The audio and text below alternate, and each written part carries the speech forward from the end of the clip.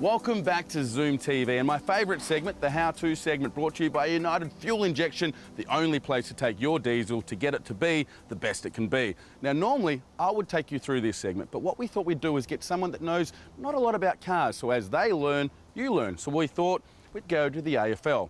Then we thought we'd go to the West Coast, and then they thought we should get Mr. Nick Natanui, who knows everything about AFL, but I'm told not much about cars. Mr. Nick Natanui, welcome aboard, sir. Thanks for having me, Pete. Going well.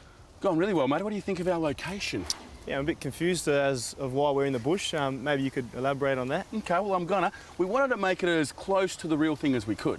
Okay. Now, what your mission is today is to find out if your diesel runs out of diesel and you're in the bush, like we are now, what do you do? Because you just can't top it up. You've got to do something to it.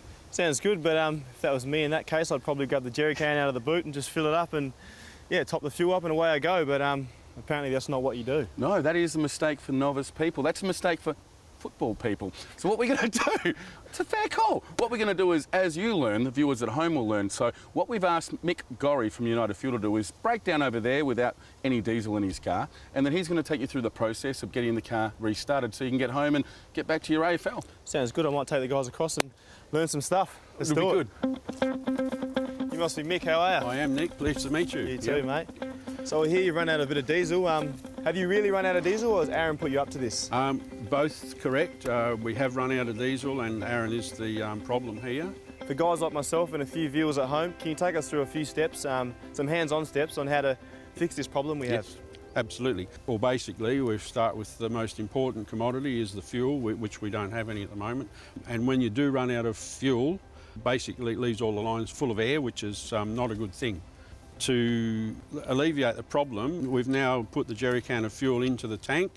We now need to go through to the front and we'll carry on for the restart from there. Sounds good, let's do it. Right, Nick, we've advanced from the fuel tank side.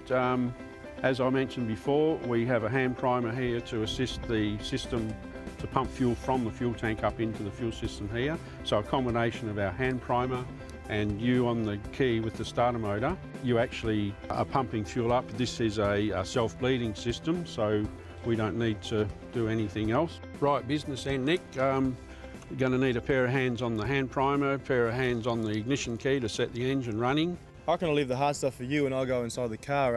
I don't feel too safe putting my head in there and losing my hair. I might end up like Aaron. Yeah, well, that'd be a disaster, wouldn't it? So thanks for the keys, mate. Right, Nick, all primed up. My job's done here. Your job's to hit the key. If we've done everything well, she'll start. So. No worries. All right, your hands out of the way, mate. I'll give it a go. Out of the way, yes, yep. I'll give it a crack. Oh, there we go. We got it going. Well done, Mick. Good stuff, mate. Great team effort.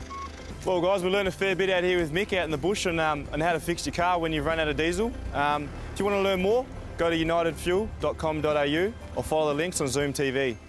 I look forward to doing some more segments with you throughout the year, but for now I've got to get going, so I better get a lift with Mick. Mick, what are you doing? I need a lift, mate.